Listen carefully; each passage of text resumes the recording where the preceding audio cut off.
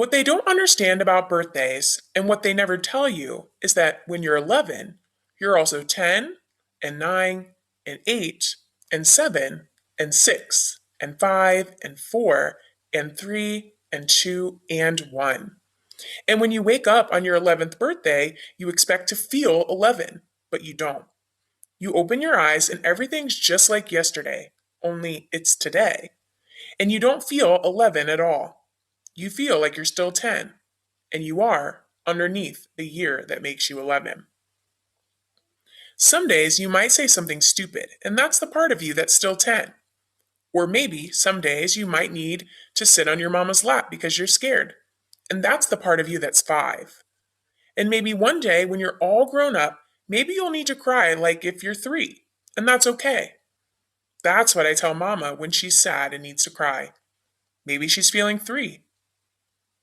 Because the way you grow old is kind of like an onion or like the rings inside of a tree trunk, or like my little wooden dolls that fit inside the other, each year inside the next one. That's how being 11 years old is. You don't feel 11, not right away. It takes a few days, weeks even, sometimes even months before you say 11 when they ask you. And you don't feel smart 11, not until you're almost 12. That's the way it is. Only today, I wish I didn't have only 11 years rattling inside me like pennies in a tin Band Aid box. Today, I wish I was 102 instead of 11, because if I was 102, I'd have known what to say when Miss Price put the red sweater on my desk. I would have known how to tell her it wasn't mine, instead of just sitting there with that look on my face and nothing coming out of my mouth. Whose is this? Miss Price says, and she holds the red sweater up in the air for all the class to see. Whose? It's been sitting in the coat room for a month. Not mine, everybody says. Not me. It has to belong to somebody, Mrs. Price keeps saying, but nobody can remember. It's an ugly sweater with red plastic buttons and a collar and sleeves all stretched out, like you could use it for a jump rope.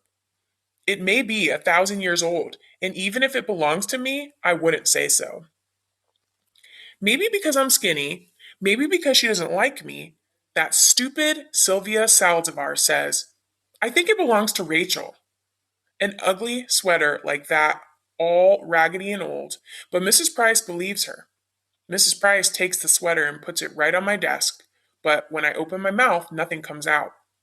That's not, you're not mine, I finally say in a little voice that was maybe me when I was 4. Of course it's yours, Miss Price says. I remember you wearing it once. Because she's older and the teacher, she's right and I'm not. Not mine, not mine, not mine. But Mrs. Price is already turning to page 32 and math problem number 4. I don't know why, but all of a sudden I'm feeling sick inside, like the part of me that's 3 wants to come out of my eyes, only to squeeze them shut tight and bite down on my teeth real hard and try to remember today I am 11. 11. Mama is making a cake for me for tonight, and when Papa comes home, everybody will sing happy birthday to you. But when the sick feeling goes away and I open my eyes, the red sweater's still sitting there like a big red mountain. I move the red sweater to the corner of my desk with my ruler. I move my pencil and books and eraser as far from it as possible. I even move my chair a little to the right. Not mine, not mine, not mine. In my head, I'm thinking, how long until lunchtime? How long till I can take the red sweater and throw it over the schoolyard fence? Or leave it hanging on a parking meter? Or bunch it up into a little ball and toss it in the alley? Except when math period ends, Mrs. Price says loud, and in front of everybody, Now, Rachel, that's enough! Because she sees I've shoved the red sweater to the tippy tip corner of my desk, and it's hanging all over the edge like a waterfall. But I don't care. Rachel, Miss Price says, she says it like she's getting mad. You put that sweater on right now and no more nonsense. But it's not now, Miss Price says. This is when I wish I wasn't 11 because all the years inside of me 10, 9, 8, 7, 6, 5, 4, 3, 2, and 1 are pushing at the back of my eyes when I put one arm through one sleeve of the sweater that smells like cottage cheese, and then the other arm through the other, and stand there with my arms apart like if the sweater hurts me, and it does, all itchy and full of germs that aren't even mine. That's when everything I've been holding in since this morning, since when Miss Price put the sweater on my desk, finally lets go. And all of a sudden, I'm crying in front of everybody. I wish I was invisible, but I'm not. I'm 11 and it's my birthday today, and I'm crying like I'm 3 in front of everybody. I put my head down on my desk and bury my face in this stupid clown sweater arms. My face all hot and spit coming out of my mouth because I can't stop the little animal noises from coming out of me until there aren't any more tears left in my eyes.